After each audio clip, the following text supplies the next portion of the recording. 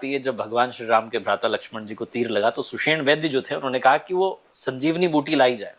तो मैं जानना चाह रहा हूँ कि तब से आयुर्वेद की बात होती आई, ये जो मॉडर्न जिसे हम युग कह रहे हैं इसमें लोग थोड़ा दूर क्यों चले गए? क्या कारण आपको समझ में आता है इसका?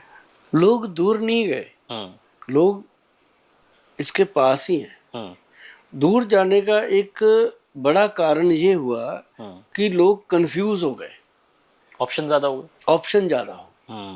पहले क्या होता था, गांव में बीमारी होती थी, एक वैद्य जी होते थे, सबको देखते थे। अब क्या हो गया कि एक हॉस्पिटल बनता है, उसके अंदर 26 प्रकार के डिपार्टमेंट बन गए। नाक का डॉक्टर अलग, आंख का अलग, दांत का अलग, और टांगों का अलग, घुटनों का अलग, कमर का अलग। बंदा जाए कहाँ?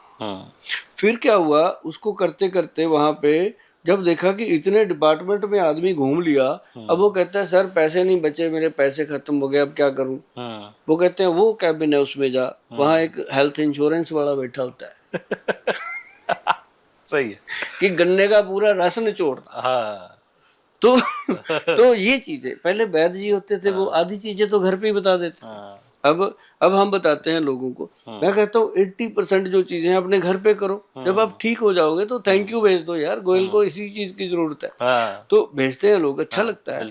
तो कार्तिकेय जी ये है कि लोग दूर नहीं गए, लोग थोड़े से इस कारण प्रॉब्लम आ गई कि अब जॉइंट फैमिली खत्म हो गई। पहले क्या होता था, बच्चे को कोल्ड हो गया, दादी माँ उठाती थी, उसको कुछ ना कुछ तुलसी वगैरह, अदरक वगैरह उबाल के दे देती थी, बच्चा ठीक हो जाता था। या उसके विक्स विक्स मल देती थी नाक पे, छाती पे, बच्चा ठीक हो गया। अब क्या होता है, बच्चे को छींक भी आ जाए, फोन जाता है सीधा स्पेशलिस्ट को, अपॉइंटमेंट चाहिए। वो कहता है ये कल की तो है नहीं, वो कहता है डबल पैसे ले, मुझे तो अभी दे। तो फिर वो अपॉइंटमेंट देता है, फिर उसने 10 रिश्तेदारों को फोन करना है, चिंटू को जुकाम हो गया, मैंने फला डॉक्टर का अपॉइंटमेंट लिया, सुबह मैंने वहां जाना है। तो बताना भी है कि मैं बड़े बड़े डॉक्टरों को दिखाता हूँ। तो वो प्रॉब्लम आ रही है। अगर वो कहता है कि मैं तो जी वैद्य के पास जा रहा हूँ, तो वो कहता है तेरा दिमाग खराब है, दुनिया चांद पे पहुंच गई, तो तू अभी वहीं।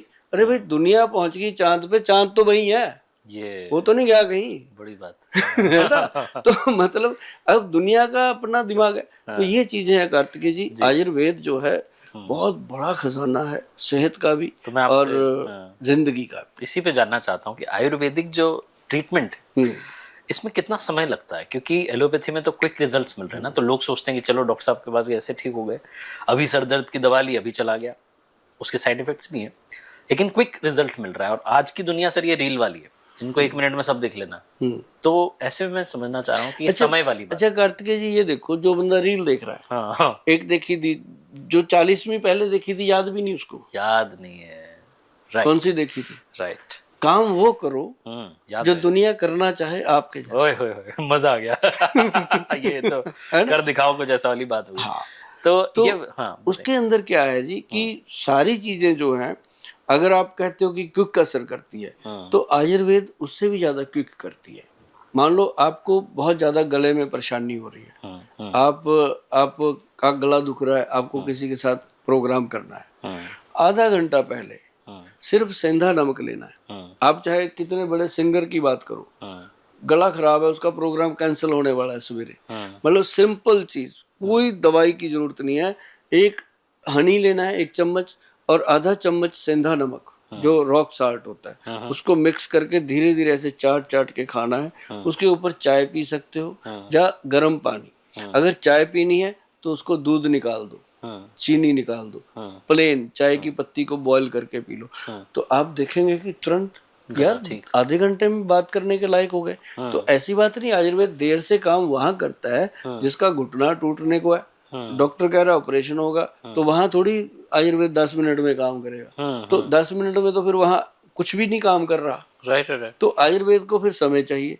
3 महीने में मैंने देखा जी, हमारे वैद्य हैं, उन्होंने एक काला गूंद का इजाद किया, कैप्सूल इजाद किया, उसके साथ पंचम हल्दी इजाद करी।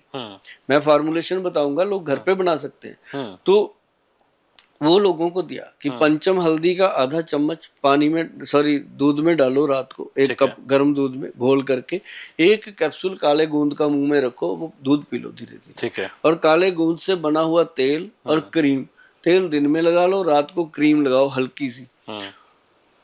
कार्तिकेय जी वो पेशेंट सुबह जब बेड से नीचे उतरता है उसको उसी समय पता चल जाता है कि यार थैंक यू गोयल साहब, कमाल हो गया आज तो, जो कल मैं दीवार पकड़ के चल रहा था बाथरूम की तरफ, ये तो मतलब बहुत सही हो गया। एकदम सही हो रहा है। तो वो जब हम उसको कहते हैं कि 3 महीने खा लो, 3 महीने के बाद उसी डॉक्टर साहब को मिलो जाके जिन्होंने ऑपरेशन को बोला था, वो खुद कहता है क्या खाया। हाँ, पूछेगा। कितने एमबीबीएस डॉक्टर मेरे पास आते हैं अपनी मदर के घुटनों का काला गूंद लेने के लिए। और क्यों? उनको मरीज बताते हैं ना, वो प्रत्यक्ष देख रहे हैं कि ये तो बहुत अच्छी चीज है, अब प्रत्यक्ष को प्रमाण की क्या जरूरत। बिल्कुल। तो वो जब देख लेते हैं वो कहते हैं यार बाकी चीजें गई इधर उधर, जब माँ चिल्ला रही है माँ के लिए तो यही चीज अच्छी है। तो वो फिर मतलब मेरे को कॉन्फिडेंस आता है कि आयुर्वेद में बहुत वजन है, बहुत दम है, और लोग इसको आज, अच्छा आज की डेट में कार्तिकेय जी एक बात और बड़ी है कि मैं कोरोना में मैंने काम शुरू किया था इसके ऊपर जोरदार। जब लोग मरने को थे मुझे भी था कि अब रहना तो है नहीं भाई, जितना पैसा पड़ा है लगा दो दुनिया में। मैंने ना दवाइयाँ तैयार करी, कॉलोनियों में गया, झुग्गी झोंपड़ियों में गया, ऐसी बात नहीं मैं कोठियों में भी गया, चंडीगढ़ में मैं रहता हूँ, सब में जाके गाड़ी भर लेते थे सुबह सुबह, उसके आगे लिख लेते थे कि हेल्थ ड्यूटी जा रहे हैं, तो कोई रोकता भी नहीं था। उस समय पुलिस वाले भी डरते थे, गाड़ी रोकते ही नहीं थे, रोकते भी लेते थे दूर से ही देखते थे कौन तो चलो भाई, तो लेकिन वो सेवा दी थी। उस समय मैंने देखा कि आयुर्वेद में दम है, और उस समय इतना प्रचार हो गया आयुर्वेद का, मैं अकेले नहीं सबने किया। उस समय सबको पता चल गया यार ये तुलसी का काढ़ा ही काम कर रहा है, इसमें अदरक का काढ़ा काम कर रहा है, तो बच्चे उसमें इन्वॉल्व हो गए। बड़ी बात ये होगी कि हमने यूथ को जागरूक कर लिया। क्या बात। अब 60 साल के ऊपर के बंदे को तो पता ही था कि ये चीजें लेनी, यूथ को नहीं पता था। अगर पता भी था वो कहता था क्या आप पुराने जमाने की बातें कर, लेकिन वो समझ गया यार हल्दी पीने से मैं तो ठीक हूँ। तो ये हमें मतलब अपने अंदर खुशी मिलती है, हम भगवान का थैंक यू करते हैं कि ये ड्यूटी उसने हमारी लगाई कि हम इस तरह का प्रचार करें कि आयुर्वेद हमारे बच्चों में हमने दोबारा से बो दिया और ये ऊपर उठ रहा है। क्या बात है। तो इस पॉडकास्ट के जरिए भी यही प्रयास हम कर रहे हैं जी। मैं आपसे जानना चाह रहा हूँ कि भी हम घुटनों के दर्द की बात कर रहे थे, बहुत लोगों को आपने उत्तर दे दिया कि घुटनों के दर्द में क्या करना है, वो फॉर्मूला आपने बता दिया। अब ये बताइए कि कैंसर जैसी जो बीमारियां हैं क्या इनका भी इलाज संभव है? हाँ, ये जरूरी बात है कि बहुत सारे लोग कैंसर के पेशेंट को मतलब असामी मान लेते हैं, डिमोटिवेट कर देते हैं असामी। कि ये पैसे कमाने की मशीन बन गया, इससे पैसा ले लो। ये गलत है। मतलब चलो अब एलोपैथी में चले जाओ, वहां तो वो बिल्कुल सही उसको राय देते हैं जो उनके पास है। अब मान लो आपके पास जो चीज आप वही बताओगे, राइट है ना, तो उनके पास है कीमो है, रेडियोथेरेपी है, वो उनको बता देते हैं पूरी ईमानदारी से कि ऐसे ऐसे होगा, ये होगा, यू डिसाइडेड राइट, ठीक है, कर करा के वो उसके बाद उसको ये भी बता देते हैं कि अब 40-50 दिन की जिंदगी है, इसकी सेवा कर लो।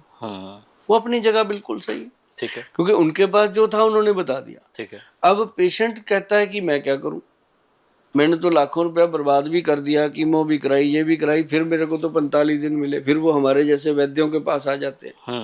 जो चंडीगढ़ पंजाब का एरिया है, हरियाणा हिमाचल का जो एरिया है, वो पूरे का पूरा अपने इंस्टीट्यूट पे फेथ करता है, सुभाष गोयल के ऊपर फेथ करता है। उसका फेथ हमने कभी तोड़ने भी नहीं दिया। उसमें ना कार्तिकेय जी क्या है कि आयुर्वेदिक सिस्टम जो है, यदि किसी को भी कीमो लग रही है, किसी को रेडियोथेरेपी है, किसी की कोई और दवाइयां चल रही है, मैं कहता हूँ लाखों दवाइयां चलती हो, लाखों इलाज आप करा रहे हो, आप करोड़ोंपति अरबोंपति हो, आप जिंदगी नहीं खरीद सकते किसी की।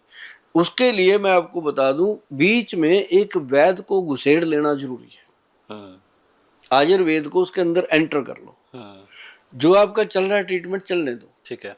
उसके अंदर आयुर्वेद में क्या है, एक सबसे बड़ी महत्वपूर्ण चीज है जी, CA7 विन कैप्सूल है, CA7 विन पाउडर है। उसके अंदर ग्रंथ का योग है जी, ये कोई हमारी अपनी प्रॉपर्टी नहीं है कि हम कहेंगे कि हमारे से ही मिलेगा। ये ग्रंथ का योग है। बहुत सारे विद्वान लोग हैं इसको बनाते हैं। जब ऐसे मैं बोलता हूँ ना जी, बहुत सारे जो वैद्य हैं बनाते हैं, लोगों को देते हैं। अब कैंसर के पेशेंट को ही देंगे और क्या करेंगे, है ना। मैं तो इसलिए बताता रहता हूँ कि मरीज को ही देंगे और क्या इसका किला बना लेंगे, तो वो देते हैं। तो अब देखो कार्तिकेय जी, 140 करोड़ की आबादी हो गई है अपने देश की। एक केला सुभाष गोयल कितने लोगों को दे सकता है? नहीं ना। मान लो 140 करोड़ में 1 करोड़ आदमी ने भी मुझे डिमांड कर दी, कहाँ से आएगी? तो मैं तो भाग जाऊंगा इंडिया छोड़ के, कहाँ से दूंगा? सही है। क्यों? 1 करोड़ शीशी का मतलब है कि कितने ट्रक, हाँ है ना? सही है। मतलब इसलिए मैं नुस्खे बताता रहता हूँ कि सेवा आप करना। घर में बनाओ, किसी वैद्य जी की सलाह लेके बात करो कि गोयल साहब ने जो बताया था वैद्य जी बताओ, वो वैद्य जी आपकी हेल्प करेंगे। राइट। चाहे वो मेरी रिस्पेक्ट करते हुए करें, चाहे वो मेरे से खुंदक खाते हुए करें, लेकिन वो करेंगे, क्योंकि उनके पास आप पहुंच गए, मैंने आपको एक वैद्य तक पहुंचा दिया। राइट। ठीक है ना जी? तो उसमें क्या है जी, एक तो व्हीट ग्रास पाउडर, एक मोरिंगा का पाउडर। जब भी कैंसर रोग के बारे में पता चलता है, ये 2 चीजें विधिवत देनी शुरू कर दो।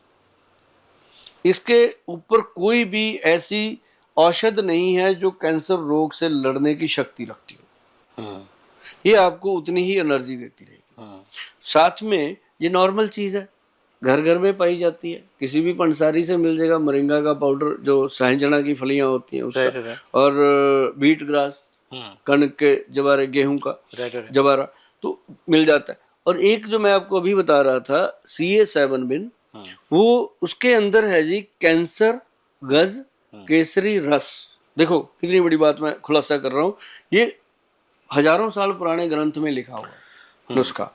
अब पहले भी इसका मतलब कैंसर तो होता ही होगा, तभी लिखा है उन्होंने। बिल्कुल सही। तो वो नुस्खा इतना कामयाब है जी, उसके अंदर हीरे की भस्म डली हुई है, सोने की भस्म डली हुई है, और उसके अंदर चांदी की भस्म डली हुई है।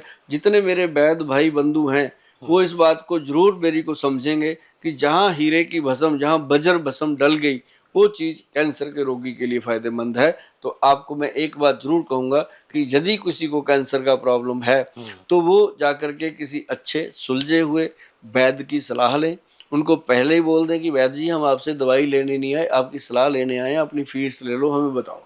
फिर वो वैद्य अच्छे से बताएगा। फिर आते हुए चाहे आपको अच्छा लगे कि ये वैद्य अच्छा बता रहे हैं, दवाई लेके आओ। मतलब पहले उसके दिमाग में ये पिक्चर हटा दो ताकि उसके अंदर लालच पैदा ना हो। तो नहीं तो कैंसर के मरीज को देख के पहले ही डॉक्टर के दिमाग में ये आ जाता है इससे जो मर्जी ले लो, वो दे जाएगा।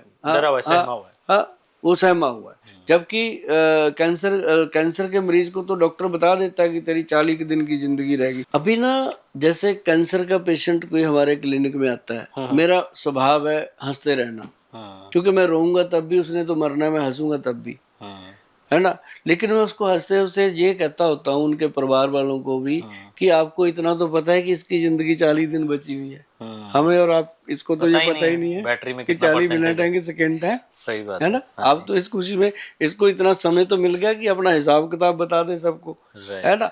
तो मतलब कहने का कि ये चीजों को पॉजिटिव लिया जाए। राइट। हाँ, तो कैंसर के मरीज के लिए हमारी यही सलाह रहती है कि अपने नज़दीक अच्छे वैद्य से, और बिल्कुल बिना डरे बिना दहले, जो होना है वो तो भगवान को पता है, लेकिन आप अच्छे से अपनी जिम्मेदारी को